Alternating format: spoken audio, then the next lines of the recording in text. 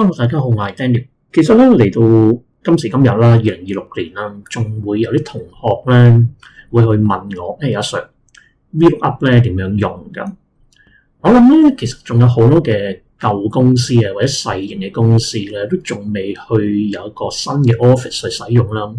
或者咧，仲有好多嘅工作表咧，其實仲係用緊VLOOKUP 去寫，咁啊唔係好想咧去更改佢嚇。咁所以仲有好多同學咧去問 VLOOKUP 點可以用。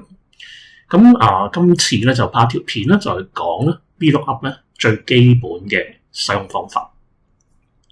好似咧而家熒光幕咁樣啦，我哋會見到咧就係由 A5 啦去到 I15 係一個員工嘅資料表。咁我而家咧就想做一個咧就係咧搜尋器。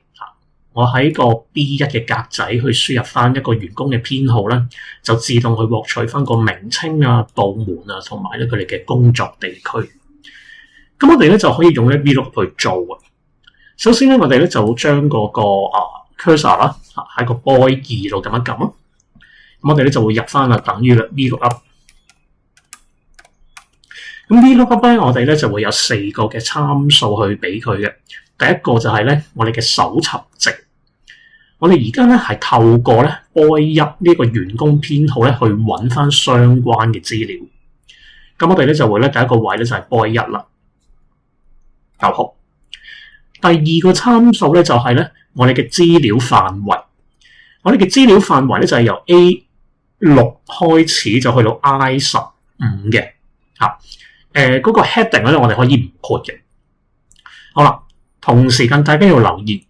呢一個資料範圍咧係 A6 去到 I15 啊嘛，而 VLOOKUP 咧佢係會透過最左邊個 column A 開始 ，OK， 由 A6 開始由上至下去同我哋搜尋 ABC 1001，再回傳翻第幾欄嘅結果。所以咧，大家要留意就係 VLOOKUP 咧，如果你就咁用呢一個函數啊。佢有個限制就係佢只可以由左邊向右邊揾。我哋而家可以透過員工編號去揾翻晒所有嘅名稱啊、姓氏啊、職位等等。但係你唔可以透過用 VLOOKUP 嘅函數咧去揾翻呢個名稱佢嘅員工編號係乜嘢？因為名稱喺員工編號嘅右邊啊嘛。咁唔能夠咧向左邊去搜尋，只可以向右邊咧去搜尋嘅啫。呢個要留意翻。好啦，第二個參數俾咗佢之後咧，我哋第三個參數啦，就係回傳嘅欄位。我哋而家係要名稱，名稱喺 boy column， 所以咧佢係屬於第二個欄位。